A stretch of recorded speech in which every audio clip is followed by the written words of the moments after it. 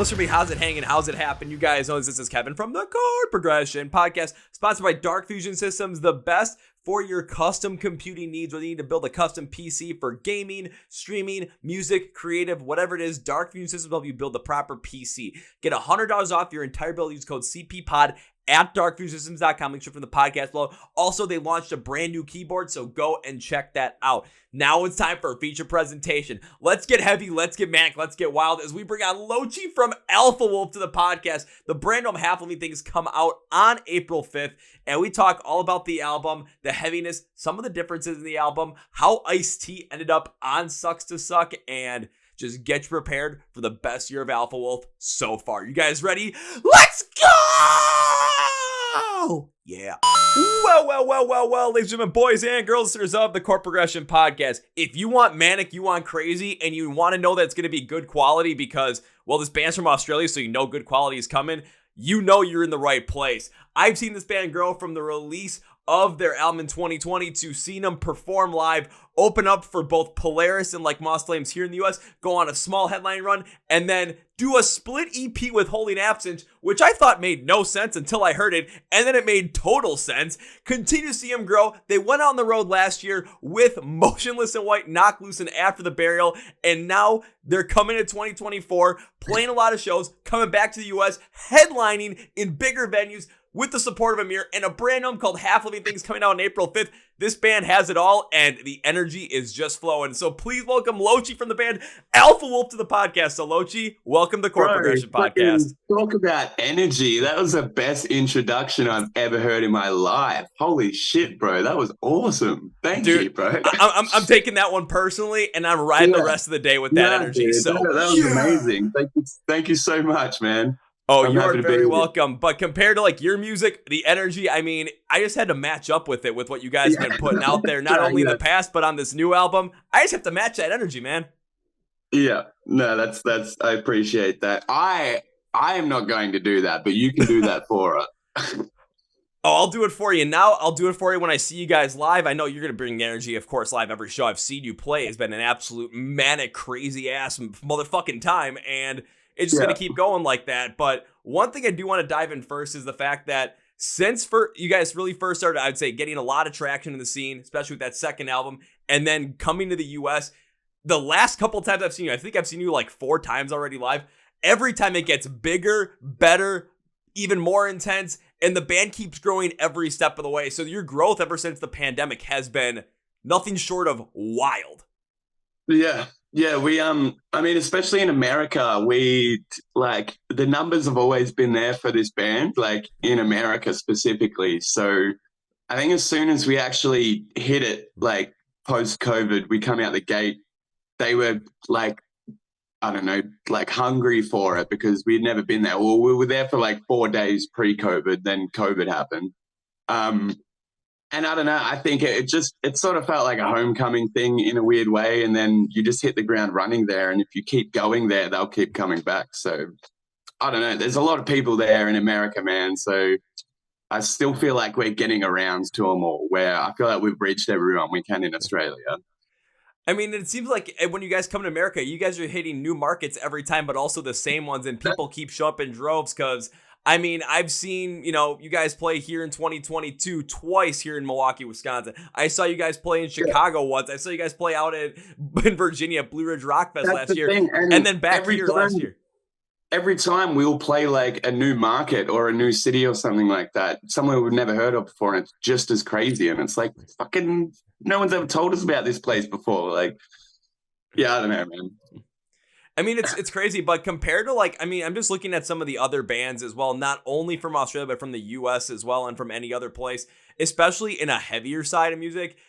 There is not really a band that's really taking charge and just kind of growing consistently over this vast array of time compared to you guys with such a heavy sound. Maybe I would say Knock Loose is probably up there as well, but of course, Knock Loose is that kind of has its own thing going on too. But the growth you guys are seeing has been absolutely massive. And it just shows not only with the fact that you guys are getting on these big tours like you did with Motionless in White, but now with the headlining one coming up with the support of Amir and playing in some of those bigger venues that you guys play with Motionless in White in. Yeah, honestly, that I'm terrified for the headliner. I didn't want to do that at all. I wanted to do like a whole dive bar run for that, for like a first big headliner. But Really? apparently our like promoters and agents believe in us or whatever. So uh yeah, very scary. But then at the same time, I'm constantly surprised by the support America shows for us. So I feel like it's going to be incredible, like regardless. I know this is going to be incredible, but what has you scared about this, man? I mean, I wasn't thinking that would come from you. It's like it's so many tickets, man. There's so many. There's like 30 plus shows, and a lot of the rooms are bigger than I would try to put us in America. Like I don't know. It's hard to see myself doing that. I will happily be proven wrong if that's what's going to happen. But at the same time, I'm just like, I don't know what the fuck I'm doing, man. Who do I think I am, sort of thing. It's interesting to hear, especially coming from more of like a humble perspective.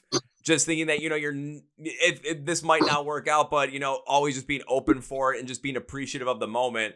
However, from my perspective, I'm like, this is going to work out tremendously. Not only knowing the rooms you guys are going to be playing in, the size of these rooms, but the other bands that have played these rooms before and how the energy just transforms. You guys have this perfect opportunity with venues that aren't going to be astronomically big. They're still going to have that intimate feel that you're used to. You're just going to be playing in front of many more people, but you're still going to have that close proximity to the crowd where you're going to feed off that energy every step of the way and not miss a beat. Yeah.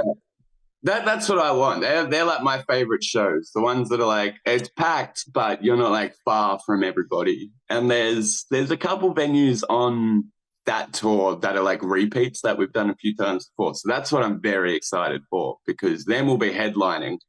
It'll be like, it's a whole different story every single time. Like whenever you headline, it's like almost like a celebration every time. And then when you're back in a venue you've been at supporting for so long and coming back as the headliner is like, yeah, what's up? Like, I'm back, sort of thing. So I'm excited to have that in a bunch of the venues across the States. But yeah, also healthfully afraid, I think. I shouldn't be too confident about this.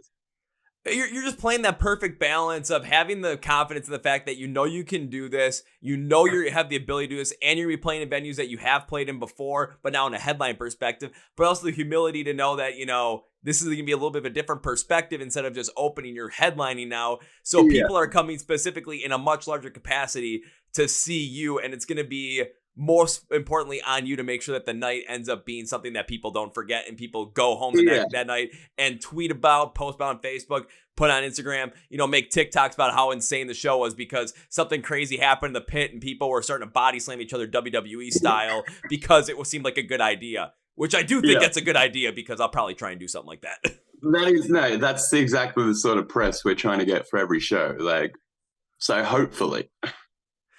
It'll be, it's a lot of shows, but it could be a lot of press of like the most fun intensity thing you could possibly imagine is going to see Alpha Wolf. I've done it multiple times, guys, and Lochie could probably test this. It is one of the most fun, energetic, and intense things you're ever going to do in a concert setting is go see Alpha Wolf live. Yeah. No, we're going to do that for a whole fucking hour this time around. So. Oh, dear God. A whole hour of just pure insanity. All right, I was going to say sign me up, but I've already got a ticket for one of the days. I'm trying, and probably two. So, sign me up for more of these. You said Milwaukee? Yep. Yeah, awesome. I'll see you there. Oh, hell yeah. And of course, that's going to come with a brand new album called Half Living Things. And there's a couple of songs on here that really do stand out to me specifically. Of course, you may have gotten asked this question already, but the first one that stands out is the second single you guys released. Of course, the one called Sucks to Suck featuring none other than Ice-T, which when I first saw that threw me off immensely thinking, how is Ice-T and Alpha Wolf going to mix? So how did this all happen? Honestly, like I wish there was a cooler story to it because it was just super industry. Like we have our manager is American and she's an absolute top dog boss who knows everyone. And we had someone penciled for the part originally, but they fell through. And then we just needed someone like someone with just fuck you energy, pretty much. Like that was the other person that we had. Like they're not this crazy like writer or like rapper or screamer or vocalist or anything like that. That's not what we wanted for it. And then we're just sort of sitting around like, oh fuck, like who could we reach? Like who in our like immediate circle can we like tic-tac-toe to get to, sort of thing. And then I literally like we're just thinking like, there's like, what about like Body Count, like Ice-T, like they played with Every Time I Die, like what about? And then I was like, oh wait a minute, let's just like hit up Jackie. And so I hit up Jackie. I was just like, hey, any chance you can like get within Mr. Ice-T's circle? And she's just like, oh yeah, I got his manager's number right here. What do you want? And I was like, send him this, send him all this. This is our new crazy idea. Please help. And then I think maybe like within 3 weeks or something, his lawyer hit us back and said, yep, he's keen. I think, yeah. And then it was back and forth, boring lawyer, like contracts for a while. And then eventually it landed in our lap and we just sat around listening to it for 2 hours, just over and over again. That is probably one of the more just standard industry dealings and less like overall exciting things, but it gives a lot more perspective to us as listeners, as music fans, of how some of these things come together, and a little bit more of an understanding of what has to be done, potentially get some of these crazy different features to happen. But I mean, It came out and I was first just confused by how is this going to work? But my overall next question around the song is, was the overall construction of the song already built in before you guys were able to get that Ice-T part, or was there some changes that were made because you guys were bringing in Ice-T and you wanted to make sure that feature was going to pop as much as it could possibly do? Nah, literally, like everything was pretty sure everything was like recorded before vocals went on. And so yeah, it was just good to go. And we didn't write a lick of his part, obviously, because we're not going to tell Ice-T how to write his own fucking music. And yeah, he just like came in there, just spoke his shit like with the utter confidence that Ice-T does, and then was like, there you go, boom, done. And then, all right, no one knew what to expect.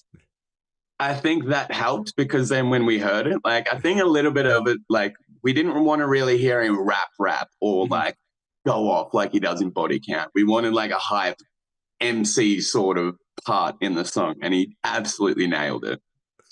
Oh yeah, I would say he absolutely nailed it. And the reason I had to ask that question specifically was because listening through the song when I first heard it, of course, not knowing what to expect, I would have thought the idea to have Ice-T featured on there and not have someone else pencil at the beginning of it would have been the plan all along, given the fact that the construction of the song, especially in the back end, especially on the instrumental side, it's still heavy. It's still you guys every step of the way. But there's a certain flow to it that really relates and resonates with 90s hip hop, where an Ice-T feature coming in the way it did amplifies all of that. It makes sense in the overall song because of that structure. But then the blend between two really unlike things with Ice-T and Alpha Wolf coming together, this actually worked out so damn well, and it fits so damn well that it's an absolute feature that you guys should be proud of every step of the way.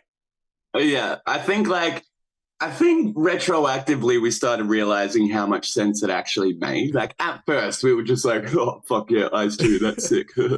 And then we were just like, oh wait, no, like culturally this is like impactful, like this is like, yeah, I don't know, like rap, hip hop, heavy music has always sort of been there, but I feel like in our specific leg of the genre, there's not much of a genuine crossover there. And if it is, I said this in another interview, I feel like there's a lot of crossover, but it's more so like that emo Suicide Boys, like Lil Peep type rapping, like, whereas like Ice-T probably has no idea who fucking Ghostman is, you know, like, so it's cool to go like all the way to that side of hip hop and drag that back to metal rather than just going to the shit that's already quite adjacent, you know? Oh, absolutely. Because there's definitely been some more hip hop centric acts that have definitely gotten a lot of popularity within rock and metal fans. Like, Body Count, of course, you got Ice-T with that. Tech Nine, the Wu-Tang Clan. You can throw Ice Cube in there as well. So even when I was thinking about, I'm like, you need more of that aggressive, upfront, and brash style, especially from a hip hop artist that's gonna fit in with the heavier sounds and the heavier vocals and the more manic energy that you guys are gonna put together. And that's the only way that something like this is gonna mesh. And the way you guys did, I'm like, this was absolutely fantastic. The way that the Icy inclusion, like you said, where it's not rapping, it's not necessarily singing, but it's just upfront brash MC, just getting in your face. Like if you're watching Law and Order SVU with Ice-T in it, and he's getting the face of some perp, just holy shit, you're feeling that power going to that breakdown. He's fucking reading you your rights or whatever. That's what we should have got him to do. You have the right to remain fucked up. Yeah.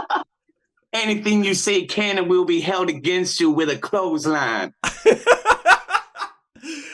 That would have been hysterical, but again, you can't write the part for him. You gotta let him do his thing, and that's what came out. And it would have been much better if you just let him do his thing, which happened. And I mean, damn, the positivity coming off of this song from the reactions from it has been intensely good. Yeah. It's that one was like, I tried not to pay too much attention to reactions and reviews this time around, but I just had to see the look on people's faces whenever like Ice-T came on the screen. Because that's part of the reason we did it. We did it like for the love of the song, and then also just to shock people, because that's always fun to see. Oh, absolutely. And then you got to check those reactions out too, especially for something that's this big. I know you don't want to go in deep with that because you don't want to get sucked into what other people are saying, thinking, especially if there's people that, of course, are not going to like something, because no one's going to like something 100% of the time. And that could possibly just kind of dampen the mood just from one comment. Don't want to have that happen, especially when you're delivering a lot of positivity. It's so bad. I will literally read through like 1,000 comments saying the nicest things ever, and then just one like totally like off, like based on nothing, mean comment, and I'll just think about it for like the next hour. I'll be like, this motherfucker, where does he live? Like, what does he look like? Like, come on, bro. Like, and then I was like, no, I'm too messed up for that. I'm just gonna not look at anything and then wait for the shows and see how it pops up then. Because that's honestly where it really matters, is when, you know, the people that are coming out to support you at a live show, the people that are actually listening, the people that are really fans of it, if they're the ones that are going to see this live and they're going to go nuts, that's the reaction that matters. Not from someone who may have never heard of Alpha Wolf before, maybe just, it was Ice-T because they watch Law and Order SVU, and they see, they're like, this might be interesting, and they don't really care. So then they're just like, grr, I'm going to write something bad because I can write it, hit enter and submit it, and they're never going to find me because I'm behind a screen and a keyboard and an avatar that looks like not like Naruto or something like that. Little anime profile pic for sure. Oh, absolutely. Every time. I just need everybody in the room to like me, you know? So when I get to the show, everybody there paid money to show how much they like me. So that's just what I need. I don't need to be on the internet. Exactly. I mean, and when it comes down to it, I'm already seeing some stuff on Reddit too, where it's like, of course, a lot of positivity, and you get the one or two that are negative. It's like Reddit's fucking hard, bro. Reddit, we like, there's spaces, and people like react differently in different spaces. Like YouTube is like a cesspool. Twitter's usually pretty good for us. Facebook's pretty good for us. Reddit has been pretty good for us, and now they're turning on us. Like, and it's really weird because I don't know what we did. I guess the music is different to what they preferred on their last one, but seeing the comments turn around in certain places, like compared to others, has been like, because I used to go to Reddit because I'd be like, they fuck with me, like they have my back sort of thing, and now they're there like, John is the worst singer I've ever heard in my entire life. I'm like, no, guys, like you're supposed to have our back, like. So yeah, now I'm like, that was like the one space I would check out, and now I'm just like, no, now that's tainted. We're in there too much. Well, here's the crazy thing too, because I've seen it. I've seen them turn on Spirit Box. I've seen them turn on Bad Omens. I've seen them turn on Sleep Token. I've seen them turn on, starting to turn on Invent Animate even, and I've them starting to turn on you guys. And I think about it, the bands that people are really starting to turn heavily on Reddit, especially in the metalcore subreddit. Why are those bands always the ones that are growing and really starting to take off? I don't know, man. Like, I'm not going to say anything. But I don't know. There is certainly a correlation there. It's the same with anything, you know. I feel like I'm not saying that's exactly what's happening on that subreddit, but there's this weird innate thing to want to let go of this thing that everybody is now clamoring towards. But yeah, I don't know. I'm not going to say it's that, because I'm not going to be like, you only hate us because we're getting successful, because that makes you sound like an asshole. But like, I don't know. I just want to tell them to wait as well, like, because in my brain I'm like, we have released like 3 of the most Alpha Wolf songs ever, and they're like, it just doesn't sound like Alpha Wolf. And it's just like, all right, then what about this one, which is just like a non-single song that I'm thinking of, which is like excruciatingly Alpha Wolf, that we didn't put out as a single, because you should fucking expect this by now, dude. Like, they're like, oh, it's just not heavy and aggressive like Alpha Wolf is. It's just like, that's the whole back end of the album, bro. Yeah. We're going to promo this shit with something that doesn't sound exactly like us to try to attract new fucking ears. And then you get the album and then you're just like, oh, that's right. That's what Alpha Wolf sounds like. I'm a dickhead. Like, I don't know, that's exactly what I was thinking too, because going through the whole entire thing, of course, starting out, first song on is the first single, Bring Back the Noise. I love that song, manic energy, all there, fully Alpha Wolf as much as possible. Yeah. Then you continue to go through, and all of a sudden you get to that last thing guys release, Whenever You're Ready, and it's a little bit different, but it shows more expansive range. And I know where people are probably like, oh, you know, doesn't sound like Alpha Wolf, because you like the heavier, like some of the heavier stuff that you were just so used to on 1 or 2 songs earlier on. But you get to the second half of the album, and it's just chock full of it, and you just haven't heard it yet. Yes, yeah, literally. I just wish people would have more faith in us. It's just like, obviously the tracks on the album are fucking heavy. Like, you should expect that by now. Let us promo the shit that maybe you wouldn't expect, all right? And then we'll get to that, bro. Like, just shut up. Yeah, because you promoted one song that we'd expect, one song with a feature we never expect, one song with a style that were just a little bit different, but then there's still so much on the album. You still have 75% of the album to hear, and I'm here to tell you, trust me, once you get to like the second half of the album, if you haven't decided that this is fully Alpha Wolf and they're also trying a couple of new things, you're going to get fully Alpha Wolf once again through 7 through 12. It's going to happen. Yeah, it's like, I don't know, it's the constant battle, because if we started with those songs, we'd cop a whole lot of, oh, it just sounds like Alpha Wolf. And it's like, brother, I am losing my mind here. Yeah, so this time around, I'm stepping back from all of that. I'm still obviously catching wind of it, because we're like misery addicts. Like, we'll screenshot all the mean comments and put it in our group chat as well, just in case the rest of us didn't see it, you know? But that's the general consensus. We're always trying to, I don't know. You guys are going to have to We're always reflecting. You guys have to flip it around and start sending all the positive comments in there and bring everybody back up and just start. I mean, I try to do that. Like, it's just like none of this is like another thing we talk about too that makes it like the positive comments, like, they'll be like, this slaps, this doinks, this is great, this is sick. And the negative comments will be like, this is bad because, this sounds bad because, like, they provide reasons for it, whereas people who are fucking with it are just excited that they fuck with it, so they don't go into detail like that. They're just like, yeah, sick. Like, so they don't think about what they like of it. They just like the song. But people will be like, this, like, thing here, and you get to thinking about it, and you're just like, man. Whereas you would never fucking think about it if somebody didn't mention it, sort of thing. I don't know. I'm too all over the joint. I'm too manic for that sort of thing. You know what? I got an idea. I got to help you guys turn this around. So when the album releases, when everyone gets to hear it, and there's going to be the threads of it's out, what do you guys think? You know, I'm going to have to go in there and put in a positive comment that actually explains what I like about a specific song, so that you guys screenshot it and send it and be like, look, we actually got one because it's genuine. And if I'm going to do it on, I'll say it, if I'm going to do it on any song, I'm going to do it on a Terrible Day for Rain, because even in my analysis of it, my first thing in my overall, this song needs to be played live, because once that breakdown hits, holy shit, bodies are going to be flying all over the place. Yeah, sick. I will look for those comments and see if I can picture it actually being you, but I appreciate that, man.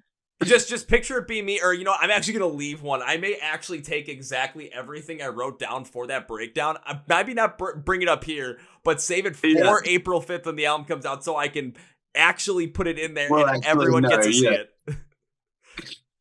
No, sick. That is, I literally, oh my God, I'm so bad. I'm so used to the demo names. It took me 2 seconds to realize what song that actually was. But yes, that one, I didn't even know if we it's like, I don't know. I don't understand it because I don't understand guitars and like amps and shit like that. But I feel like we don't know how to play that song live. Like the tuning doesn't make sense on a real guitar. Okay. Something like that. Like it's too fucking low. So we need to figure out, they keep talking about it and I don't understand it. We need to figure out a way to actually like play that song live because it rules, but it's like it's been fucked up to be like stupidly heavy sort of thing. So we don't know how to make it sound good live yet. I mean, it is stupidly heavy, but I also wrote down this breakdown is the most inventive on the entire album, and it by far is. It absolutely is. I mean, if I could, I'd share without messing everything up, I'd share my screen and literally show you that it says this breakdown is the most inventive on the entire album on this other screen right here. All right, sick. No, that's cool. So even, if everyone's going and complaining about, oh, this doesn't sound like Alpha Wolf, oh, I like this isn't as heavy. Yeah, just wait for this song and wait for this breakdown, and then you're going to lose your shit. You're going to end up going and throwing yourself through a wall, and you're going to be wondering why the hell you actually thought that in the first place. Yeah, patience, bro. Have faith.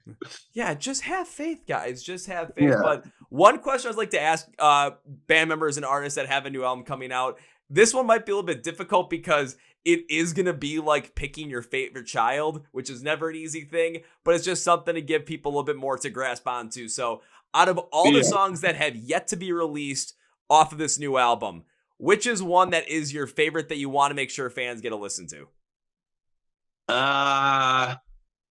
It changes every week, every time I listen to it, but probably Mangekyo. I just think I don't know, that's probably like the least adventurous song, but I just think we nailed it. Like content wise, it's just an ass beater. It doesn't stop. The lyrics are really nasty. Yeah, I don't know. I just think people are gonna have fun with that because it's very fuck you, and everybody likes fuck you, Alpha Wolf. So, yeah.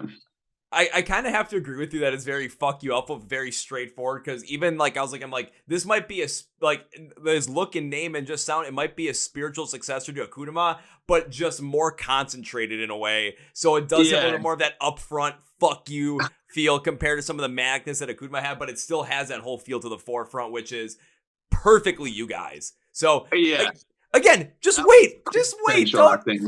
Don't damn whole album off of 3 singles when you haven't heard 75% of it. There is so much more greatness yet to be had. Yeah, we just get over it. We're just like, this is an Alpha Wolf song. This is an Alpha Wolf song. Like, we know how to do that now, so we'll probably spend more time fleshing out and putting focus on the other songs. Like, not as if they're like even that different. Like, to me, like Whenever You're Ready is just like Bleed for You too.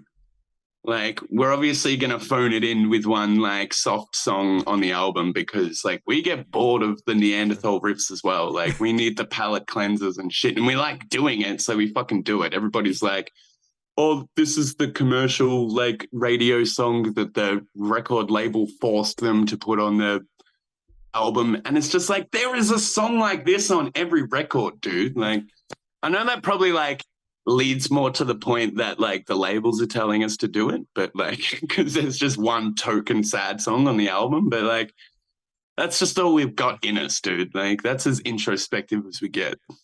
Yeah, and it totally makes sense too, because I remember it was a meme from good old Tom Kiley from the Australian metalcore band Patient 67. Like every heavy album, it's like tracks 1 through 9 literally has a picture of SpongeBob just obsessively screaming at Gary, and then song 10 is SpongeBob crying with Gary's bowl empty and no snail there. Yeah, yeah, literally the last track. Yeah, and even like with this album, the last track, Ambivalence, like this might be the most like stepping out of the comfort zone for what we see as fans for you guys on this album. It definitely has a much different feel, especially at 5 minutes long. Yeah, that one.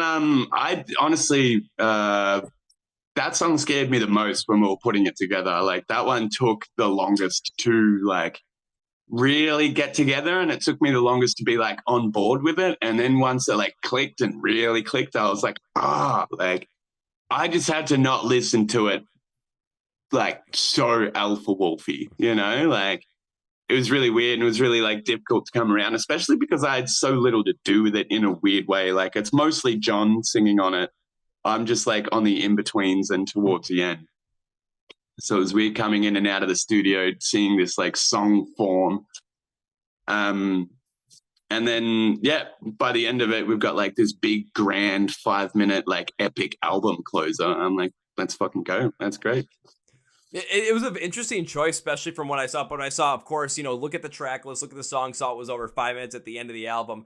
I knew it was going to end the album in more of a grand fashion, just given the fact that, you're pretty much blasting us in the face with heavy riffs, fast-paced, manic energy, us wanting to throw bodies around the pit like crazy for 11 songs, and that 12th song, you guys taking a step out, trying something completely different while still keeping it within the Alpha Wolf feel, especially with the way those guitars work. It still all connects, but what I still enjoy about it is the fact that it opens you guys up more so for potentially doing other things in the future. And what this album also showed on a whole standpoint is the fact that you guys know what your sound is, know where your core is, but you also have the ability to invent and try a couple of different things to really put some ideas in there. Like again, we go to Sucks to Suck. I'll go through the first 4 songs on the track list. Well, so Sucks to Suck, we already talked about it. It has a little bit more of that like 90s hip hop build feel in your sound. We go to Haunter, it has a little more of that gothic metalcore feel intensely input in with your sound. Similar like if you guys were like, working alongside Chris Motionless and Motionless in White. Double-Edged Demise, I'm like, it's Alpha Wolf, and it has a little bit more of that funky feel to it at the exact same time, given some of the progressions. Bring Back the Noise, I was like, this is Alpha Wolf, like if Alpha Wolf and Linkin Park had a baby because of some of those like turntable scratches, but it all worked out so well because every bit of it still sounded like you guys, and you put these influences in there, but you never went away from the core of who Alpha Wolf is. Yeah, no, that's a good way to put it. I feel like, the first 4 songs is just like, not every version of us, but just like 4 different versions of us that you've probably heard before. You're right. Yeah, and it just opens you guys up in the future, even beyond this, to question, what are these guys going to do next? What are these guys going to mix it up with next? But overall, it's just going to be something where they know who they are. They know how to deliver on this. And that's what the best bands are able to do. They're able to understand their core sound and build off of it and continue to build off it to be even more expansive. We've seen bands like Bring Me the Horizon do it. We're seeing Bad Omens do it. Sleep Token did it with their own thing. I mean, look at what Electric Callboy did with it. It's nuts. And all of a sudden it's like, well, what is Alpha Wolf doing with it? Well, I still remember when they played in a venue that maybe holds like 200 people at the most. And I'm going to see them headline a venue that can hold, at the max 750 less than 2 years apart. And this is in the US too. Like this isn't in Australia. This is in the US. Yeah. Like, holy shit. So clearly you guys are doing something right. Yeah. Yeah.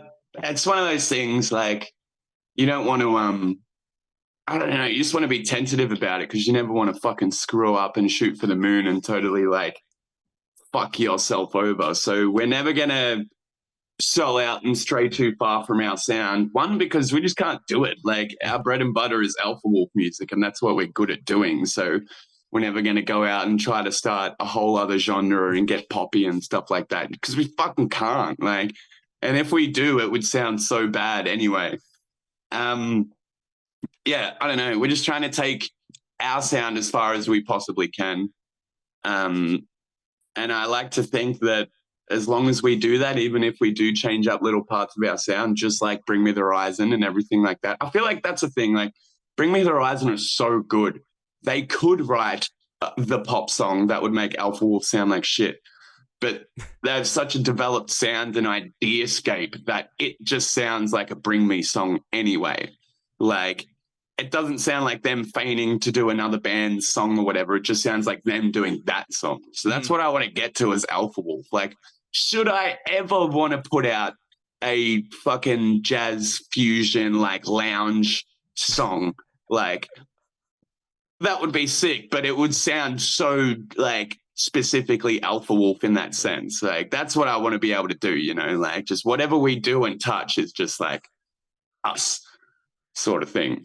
You're going to get the most aggressive saxophone breakdown of your life. Yeah, literally. Like, yeah, I don't know. I just feel like the goal and the aim is to just like not be the biggest thing ever, but to just like, I don't know, have people trust you like that. Just keep doing the same thing you do, like keep returning, keep like, I don't know, like what's the fucking word? What are you doing? Sorry, my girlfriend's stealing a jumper. Cultivating, that's the word. That's pretty much all we want to do. Stick to what we're good at and just cultivate the sounds and the fan bases from there so that we can keep coming back. And then even if we do decide to do something stupid like a jazz R&B song, that they won't hate it so much that they entirely write us off and they give us the chance to like, you know, redeem ourselves on the next one. Well, I mean, I even had a friend of mine reach out to me. He's like, dude, can I listen to the album early with you? And like, nah, I really can't let that happen. He's like, just please tell me, is it heavy? Is it going to be heavy? And I'm like, yes, it is. And oh my God, it's a dog. Yeah, I know me. Trust me, anytime a dog appears in the podcast, I am going to lose it and just be like, oh my God, this is the greatest thing ever. She doesn't want to be here right now, but I had to say hello. Go on. Yeah, I always wonder that when interviewers and reviewers get albums early. Like I am not sending that link to anybody, but I am driving around with my friends and flexing that shit in the car so hard. Yeah, with me, it's like I get the notice. It's like, you know, do not share this. If you share this, we will trace it back to you. I'm like, I am not taking any chances because I want to keep doing this. And the last thing I want to have happen is for someone to catch wind of it, find this manic way to get it on their computer, and then all of a sudden the album gets out early and it gets traced back to me. That's the last thing I want. I do not want to lose trust of not only the people that I work with, the people that help me get these interviews, but also the artists themselves. I do not want to lose your trust either. Yeah, it's pretty crazy thing when things do leak. We've had it happen on like the last couple records. And it's just like, it's like sometimes it can be traced, sometimes it can't. And it's just like, why, bro? Like, why would you do this sort of thing? Especially when it does come from like an interviewer or a reviewer or whatever who is like trying to do a nice thing, like trying to work and trying to do their own fucking thing. Like, I understand like pirate sites and like data mining sites and everything leaking the album that way or whatever, but like as a human, like the biggest dick move I can imagine.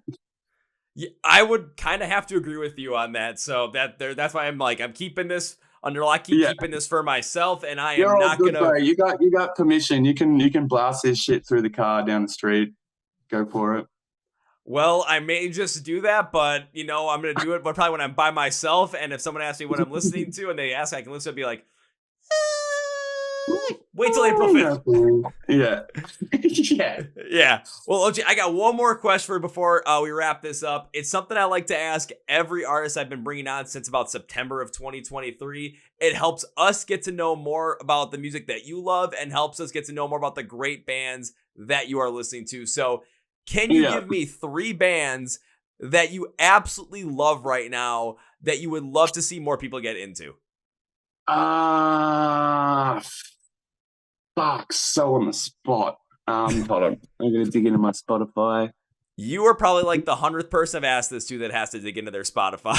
Yeah, I'm a big, like, I'm doing playlists a lot lately, hey.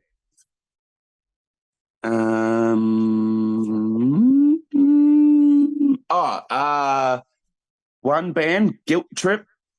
They're like a hardcore-ish, metalcore-ish band from the UK, I believe. They put out a record called Severance. It's badass. It's not much more I can say. It's just like well-produced hardcore music with like, I don't know how to describe him. Dude just sounds like a gangster. He's really cool. Check them out. A band called Vile. They VIAL. They're like this 3-piece femi-fronted punkish band. Like, I don't know how to describe them. Like, old, early No Doubt, I guess. They have a song called Your Dad, and it's about banging some dude's dad. It's really funny. Okay.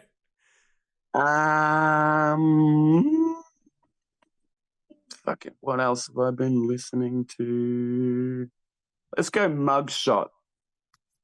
We toured with them in Europe, like the last time we were in Europe, but we'd listened to them for the longest time before that. They're like just this mosh band out of like West Coast America. I forget specifically where from. They just, I don't know, like their music isn't extremely groundbreaking, but it's probably like the best I've heard it done lately.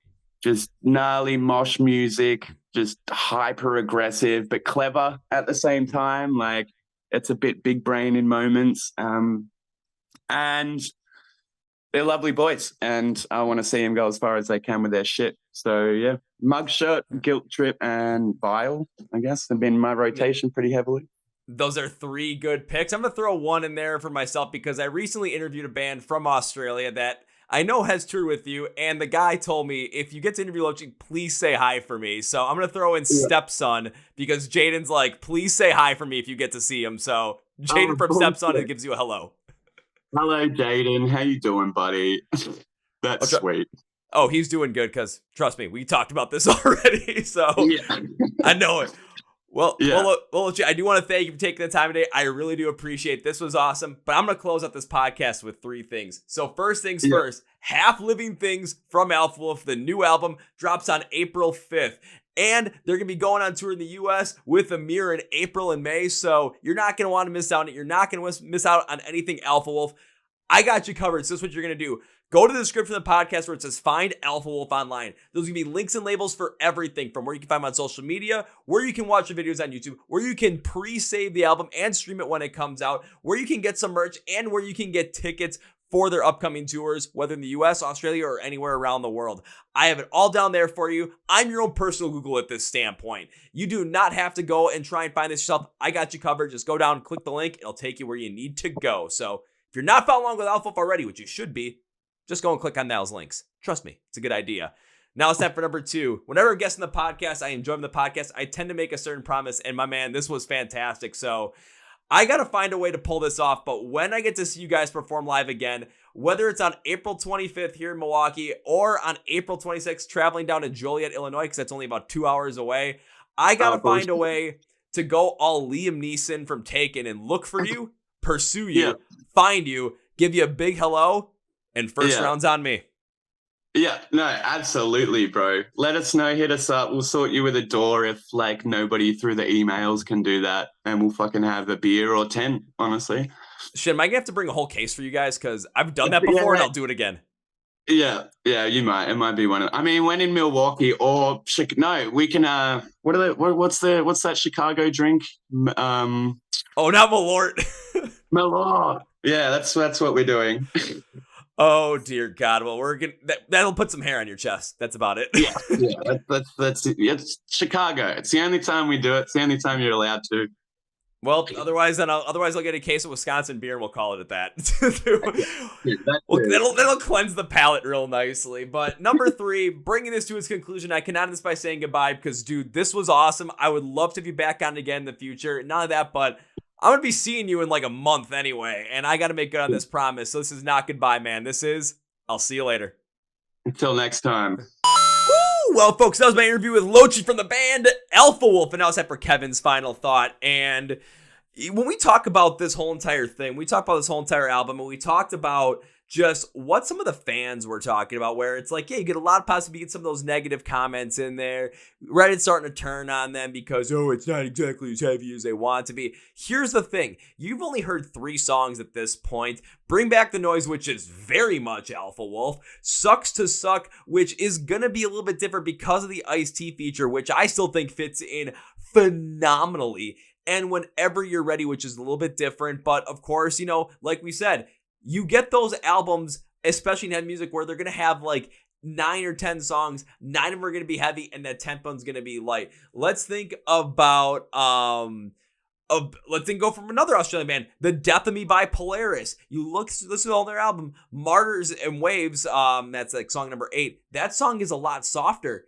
But that album is still fantastic and still seems one of the best metalcore albums, not only of all time, but of recent memory. So, yeah, it happens. But what absolutely gets me is like Alpha Wolf is growing. They're expanding their sound. They're expanding their style even. And they're still at their core tremendously them. Bring Back the Noise shows you a little bit of that Linkin Park vibe. Suck Suck shows you a little bit of that 90s hip hop vibe. Double Edge Demise shows you a little bit of funk in there. Haunters shows you a little bit of that Motionless in White style in there. But then you get songs like Mangekyo and A Terrible Day for Rain, Fane, Garden of Eyes. Especially the second half of the album, it's gonna be exactly what you want from Alpha Wolf. Heavy, manic, still all the way over. But what this album shows is the fact that Alpha Wolf is still heavy, still manic, still themselves, and is expanding their palette even further in the best way possible. And I can't wait to see what they're gonna do in 2024 beyond this album, touring-wise, and where they're gonna go from here, because you only know it's gonna be up. When it comes to getting Alpha Wolf, go straight to the podcast below where it says find Alpha Wolf online, links, labels for everything, for socials, YouTube, where to get some merch, where to get tickets for any shows, where to pre-save, pre-order, half living things, and of course, when it comes out, where to stream it, buy it, and download it. Also, make sure you hit subscribe to the Chord Progression Podcast right down here. And if you're on Spotify and Apple Podcasts, you can hit subscribe there as well. New episodes every single Tuesday and Thursday. Hit likes on the episodes because that helps push us in the algorithm. Also, subscribe to the podcast. You find us on Facebook, Twitter, and Instagram, and our links are down there as well. Thank you, Lochie. Dude, this was freaking awesome. And now, that's going to be for the guys. Thank you for watching to the Chord Progression Podcast. My name is Kevin, and you guys know I'm going to episodes with a big, healthy, and hearty see y'all. Yeah.